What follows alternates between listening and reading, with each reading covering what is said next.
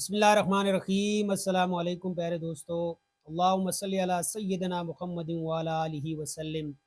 پیارے دوستو، آج کا یہ بہت ہی پیارا سا عمل محبتوں کو بڑھانے کے لیے، میاں بیوی کے جھگڑے کو ختم کرنے کے لیے، نافرمان اولاد کو راہ راست پر لانے کے لیے اور اسی طرح روٹھے ہوئوں کو منانے کے لیے، میرے پیارو، آج کل معاشرے میں دو مسائل عموماً چل رہے ہیں۔ ایک ہے رزق کی تنگی اور دوسرا ہے محبت کی کمی۔ اب رزق کی تنگی کی وجہ سے جو گھروں میں لڑائی جھگڑا ہوتا ہے، عموماً بیویاں اگر کچھ چیز ڈیمانڈ کر دیتی ہیں تو پیسے نہ ہونے کی وجہ سے شور سے لڑائی جھگڑا ہوتا ہے، اور دوسری جو بڑی وجہ ہے اعمال کی کمی کا۔ اب اعمال کی کمی کس وجہ سے ہے؟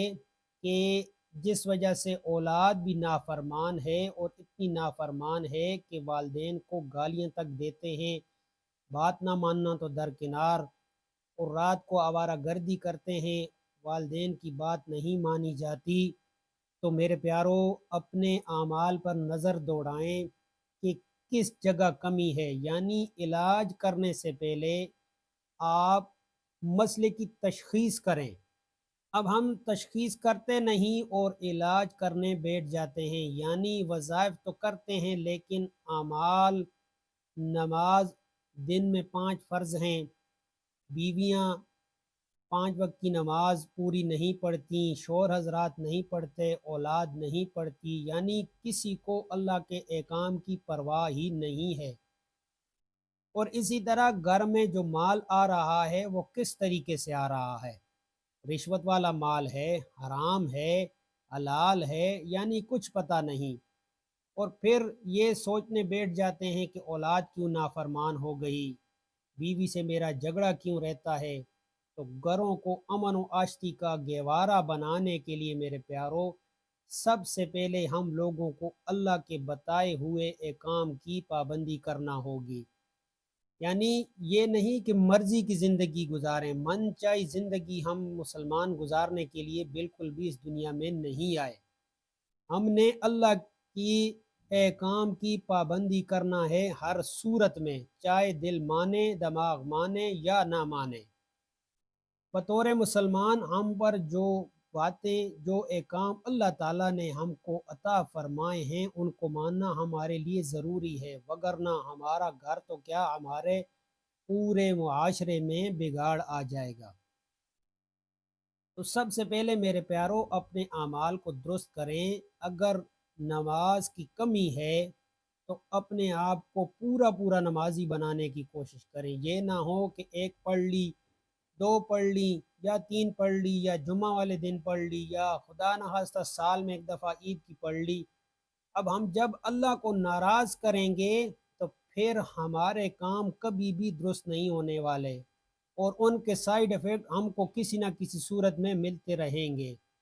اولاد کی نافرمانی میں، میاں بیوی سے جھگڑے میں، اور مسائل اتنے بڑھ جائیں گے کہ یعنی ایک گنجل سا بن جائے گا، یعنی ایک کو سیدھا کریں گے تو دوسرا سامنے کھڑا ہو جائے گا۔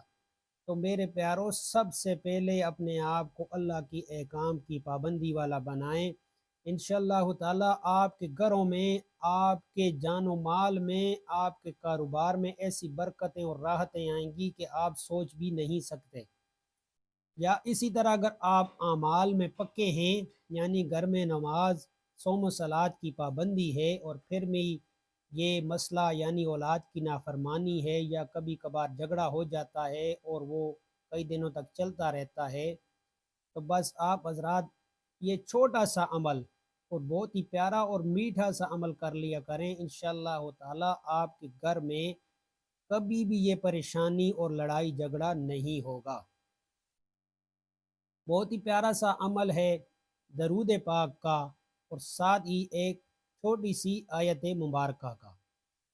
یہ بہت ہی پیارا سا عمل کس طریقے سے کرنا ہے کہ درود ابراہیمی 20 مرتبہ پڑھ کر، اور درمیان میں یہ سورہ مائدہ کی آیت نمبر 54 ہے، یحبہم و یحبونہ اذلۃ علی المؤمنین اعزۃ علی الکافرین، اس کو 10 مرتبہ پڑھ کر، اور پھر بعد میں 20 مرتبہ درود ابراہیمی پڑھ کر پانی پر دم کر لیں، کسی بھی میٹھی چیز پر دم کر لیں، چینی پر، مٹھائی پر، یا جو کھانا بنایا ہے اس پر دم کر لیں۔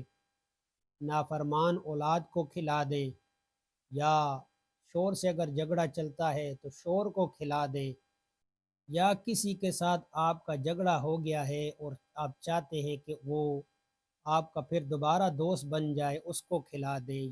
گھروں میں محبتوں کو بڑھانے کے لیے اور امن کو اور سکون کو قائم کرنے کے لیے یہ درود پاک والا عمل ضرور کریں۔ انشاءاللہ تعالی آپ کے گھروں میں اللہ تعالی یہ لڑائی جھگڑے کو سرے سے ختم کر دیں گے۔ تو میرے پیاروں، سب سے پہلے اپنے گھر میں لڑائی جھگڑے کی تشخیص کریں، یہ سوچیں اور اس کو سمجھنے کی کوشش کریں کہ لڑائی جھگڑوں کا جو اصل وجہ ہے اس کو ختم کریں، اور پھر ساتھ ہی اس عمل کو کریں۔ انشاءاللہ تعالی آپ کے گھروں میں کبھی بھی لڑائی جھگڑا نہیں ہوگا۔